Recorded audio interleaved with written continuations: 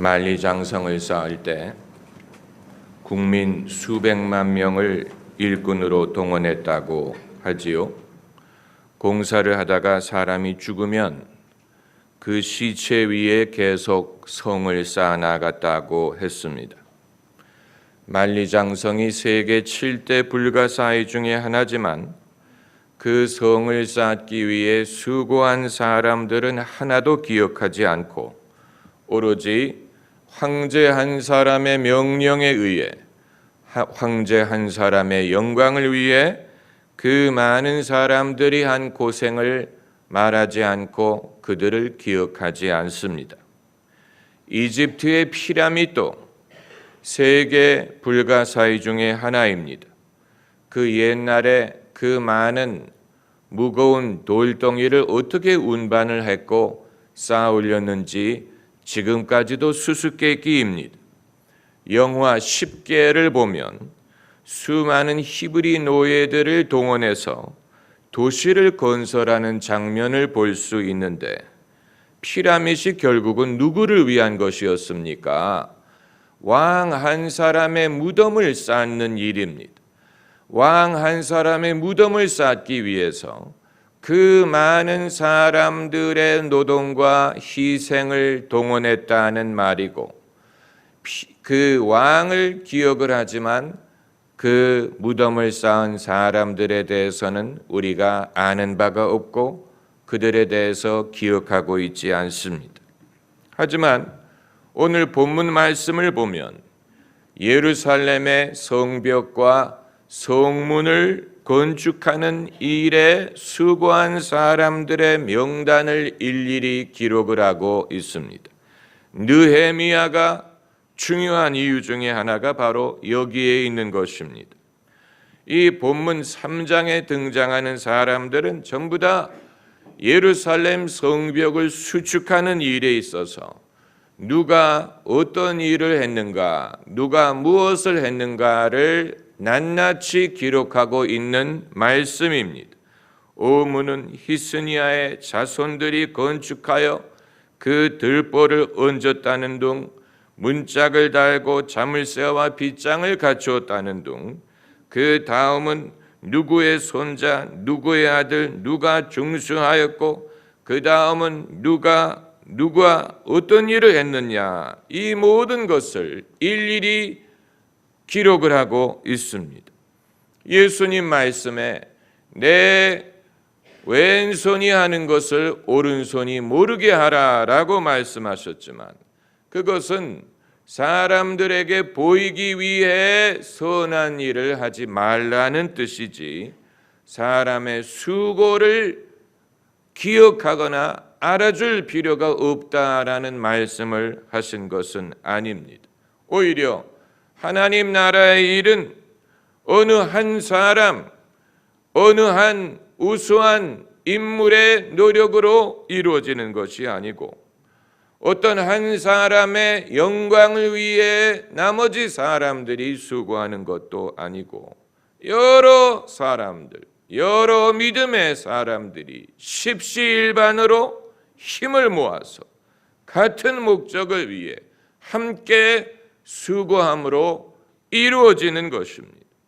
느헤미야처럼 사람들을 독려하고 비전을 제시할 지도자가 필요하기도 하지만 그렇다고 느헤미야 혼자 이 모든 성벽을 쌓을 수 있는 것이 아니고 이 모든 사람들이 그 말씀을 듣고 믿고 거기에서 용기를 얻고 그래서 한 마음으로 수고하고 협조해야 이루어질 수 있었던 것이고 그렇기 때문에 느헤미야의 역할만을 성경이 기록한 것이 아니고 이 모든 사람들 이름을 일일이 거명을 했고 그들 중에는 누구의 딸이 어떤 일을 했다 여성의 이름까지도 일일이 거명을 하고 있는 것입니다. 만일 우리가 일평생 애쓰고 수고하는 일이 피라미드를 짓는 일 같다면 아니면 만리장성을 짓는 것과 같다면 그래서 수고하고 이 일은 이 일대로 하지만 그 수고의 결과가 무엇인지 알아주지도 않고 기억하지도 않고 잊혀져 버린다면 얼마나 허무하겠습니까? 그렇지 않습니까? 영화 마진 콜을 보면 이 영화는 2008년 금융위기 때의 가상의 은행을 소재로 해서 소위 탁식 에셋, 부실 자산을 다른 은행이 먼저 팔기 전에 선수를 쳐서 먼저 팔아서 손실을 최소화했다라는 그런 가상의 시나리오를 담고 있는 영화입니다. 그 일에 앞장섰던 은행 중역이 내가 월가에서 이 일을 하기 전에는 땅에 파이프를 심는 일을 했었는데 그 일을 하다가 돈을 벌기 위해 월가에 진출을 했는데 만일 내가 과거에 하던 땅에 파이프를 심는 일을 했다면 적어도 땅판 흔적은 남았으리라 이렇게 한탄을 하는 장면이 나옵니다. 이게 새겨서 들어야 되는 대목입니다. 자기가 월가에 와서 돈을 많이 벌고 돈 벌기 위해 이 일을 했는데 그런데 세상에 별로 남긴 것이 없고 세상에 별로 기여한 바도 없고 돈을 벌기는 했지만 그 이후에 무엇을 기억하는 것도 없고 기억할 만한 것도 없다라고 스스로 한탄을 하는 것입니다. 그렇다고 모든 월가의 금융 직업을 도매급으로 비판하는 것이 아니지만 사람이 일평생 수고를 한 결과로 과연 무엇이 남았느냐, 어떤 결과가 남았느냐, 누가 그것을 기억을 하겠느냐 하는 중요한 질문을 하는 것입니다. 그렇다면 기억할 만한 이 일을 하기 위해서 반드시 어떤 사역자라든가 목사가 돼야 된다는 말씀을 드리는 것은 아니에요. 목회자도 그가 일평생 수고해서 남긴 것이 어떤 교회 건물에 불과하다면 어떤 무슨 사람들을 한때 많이 모은 것에 불과하다면 그건 일시적인 것이고 그건 만리장성을 쌓는 것과 크게 다르지 않고 피라밋을 쌓는 것과도 크게 다르지 않을 것입니다. 무엇이 남느냐? 사도 바울이 고린도 후서에서 말하기를 너희가 우리의 편지라고 했어요. 고린도의 성도들을 가리키면서 너희가 우리의 편지다. 그 말은 너희가 우리의 성과다라는 말입니다. 우리 마음에 썼고 무 사람이 알고 읽는 바라. 성도들의 내면에 일어난 변화, 그들의 영적인 변화, 그들의 영적인 성장, 이것이 바울의 수고의 결과다. 그런 의미로 너희는 우리의 편지라라고 말한 것입니다. 먹으로 쓴 것이 아니요 하나님의 영으로 쓴 것이요 돌비에 쓴 것이 아니요 육의 신비에 한 것이라. 성도들의 내면에 일어난 변화, 사실 그것을 하나님 이외에 누가 아시겠습니까? 사람들의 마음속에 어떤 변화가 일어났는지 사람이 그걸 어떻게 다 알 수 있겠습니까? 그건 하나님만이 아시는 일이지. 하나님께서 세상에서 하시는 일을 인간은 결코 다 파악할 수도 없고 다 알 수도 없습니다. 그렇기 때문에 하나님이 세상에서 하시는 일을 우리가 섣불리 과소평가하면 안 됩니다.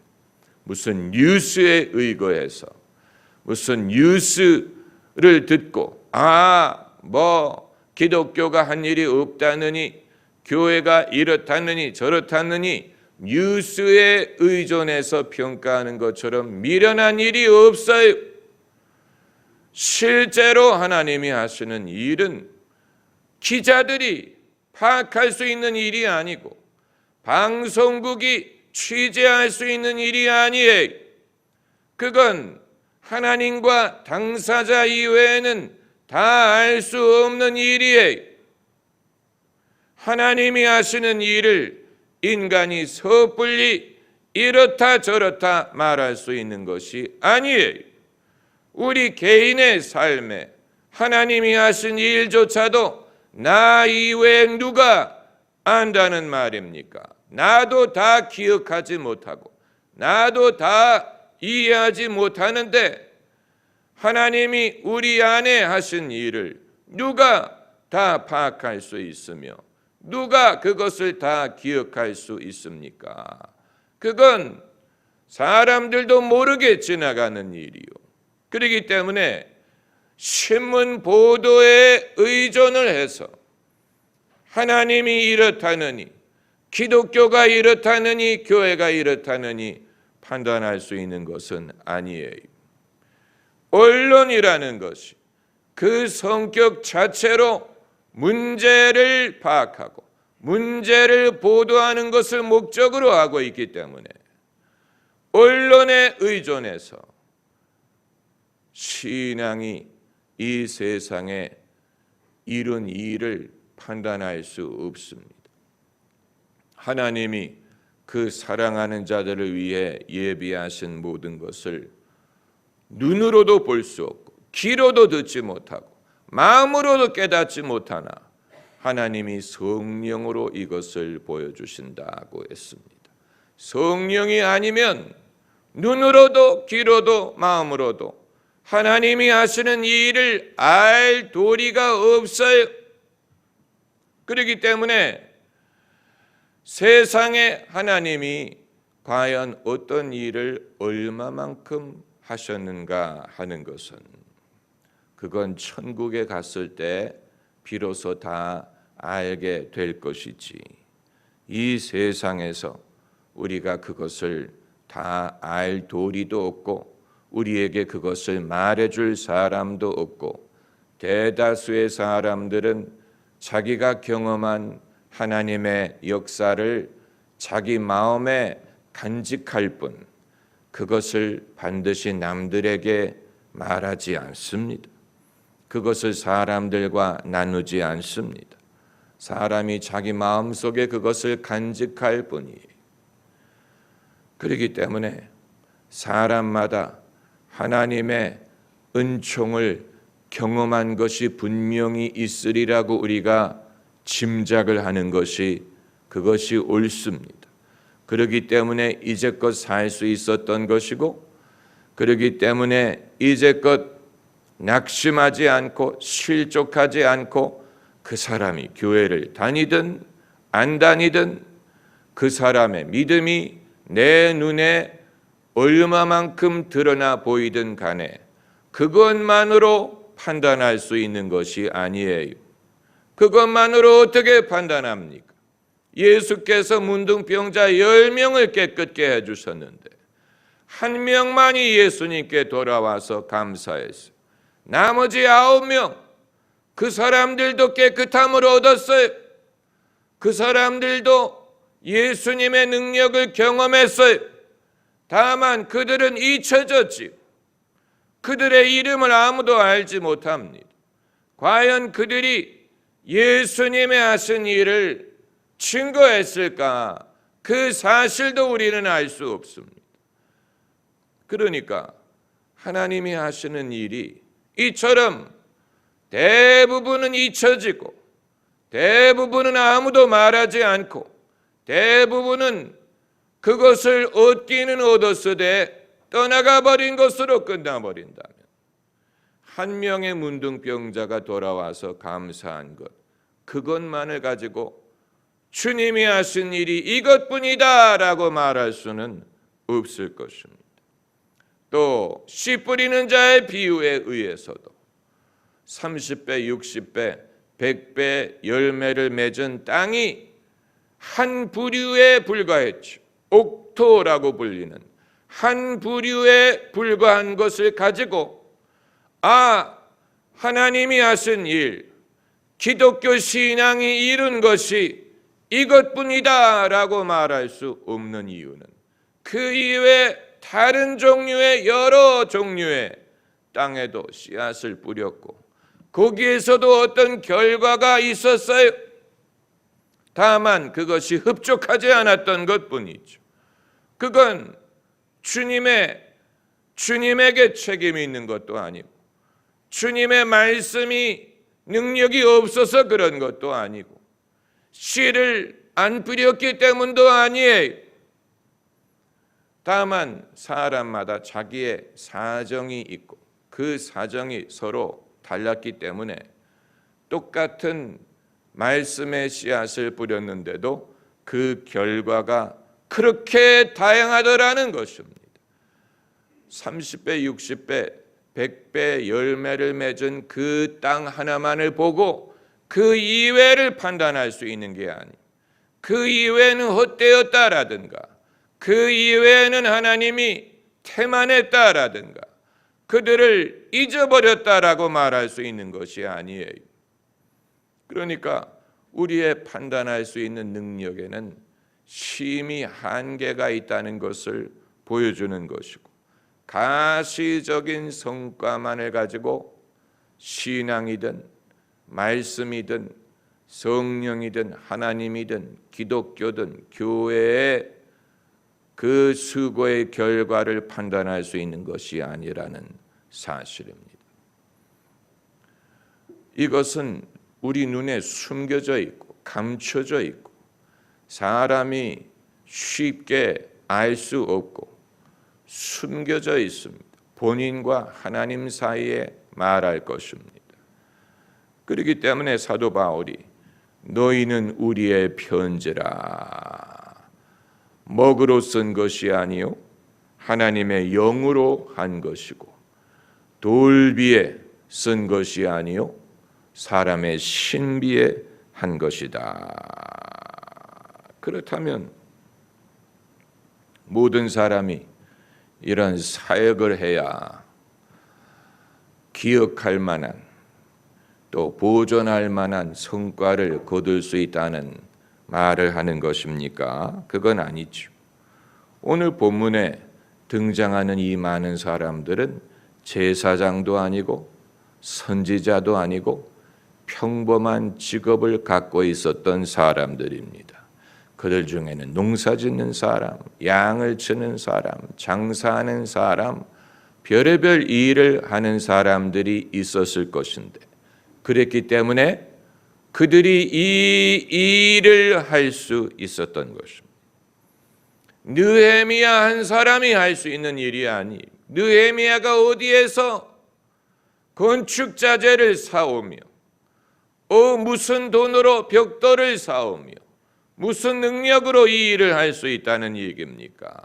이 많은 사람들이 자기의 천직이 있고 자기의 수입이 있었기 때문에 그것으로 건축자재든 벽돌이든 이것이든 저것이든 그것을 기부할 수 있고 이 일에 유익하게 효과적으로 동참할 수 있었던 것입니다. 그렇지 않습니까? 천직을 통해 얻는 소득이 있기 때문에 이 일을 할 수 있었던 것입니다. 하나님의 나라의 일은 어느 한 사람의 능력이나 실력이나 노력이나 헌신만으로 이루어지는 것이 아니에요. 그 사실을 우리 모두가 알아야 됩니다. 교회를 처음 나오게 된 사람들의 대부분의 계기는 무슨 설교자의 설교 때문도 아니고 무슨 방송 설교 때문도 아니고 길거리에서 전도하는 전도 때문도 아니고 대다수의 사람들은 누군가가 교회로 초청을 해 주었기 때문에 옵니다. 그 사실을 아시면 여러분 자신이 그것을 경험했을 것입니다. 교회를 나오게 된 직접적인 동기는 무슨 인터넷도 아니고 TV도 아니에요. 무슨 서적도 아니에요. 누군가 나에게 친절을 베풀어 주는 사람이 교회로 초청을 해 주었기 때문에 교회에 발걸음을 내딛게 된 것입니다. 우리나라도 그렇고 외국도 그렇습니다. 일반 성도들의 역할이 이처럼 중요합니다. 아마 사람들은 기억도 하지 않을 것입니다. 누가 누구를 초청했나? 누가 누구를 교회로 인도했나? 당사자는 알아요. 당사자는 기억을 합니다. 그때 그분이 우리 가족을 교회에 초청을 해 주어서 우리가 교회를 나가기 시작했다. 별거 아닌 것처럼 느껴지지요. 사람이 사람에게 베풀 수 있는 가장 큰 사랑 중에 하나는 교회에 초청하는 것, 교회에 같이 가자고 부르는 것.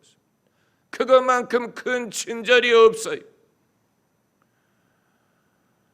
그것처럼 큰 사랑이 없어요. 신세를 지는 것입니다. 은인. 왜냐하면 과연 몇 명이나 자기 발로 자기의 의지로 어떤 교회인 줄 알고 어디를 찾아가겠습니까? 누군가가 같이 가자 불러줘야 됩니다. 거의 강권적으로 이번 주일부터 갈 테니까 딴 생각하지 말아라. 그건 강권이 아니고 그건 사랑의 표현, 사랑. 저희 교회를 개척할 때도 지하 2층 볼링장을 2000년 봄에 계약을 해서 내부 인테리어 공사를 하고 의자, 기자재, 오디오, 악기 모든 것을 다 갖추고 그래서 2000년 5월부터 수요 성경 공부를 시작하고 금요 심야 기도회를 시작하고 새벽 기도회를 시작하고 그리고 9월 3일에 주일 예배를 드림으로 교회를 창립을 했죠.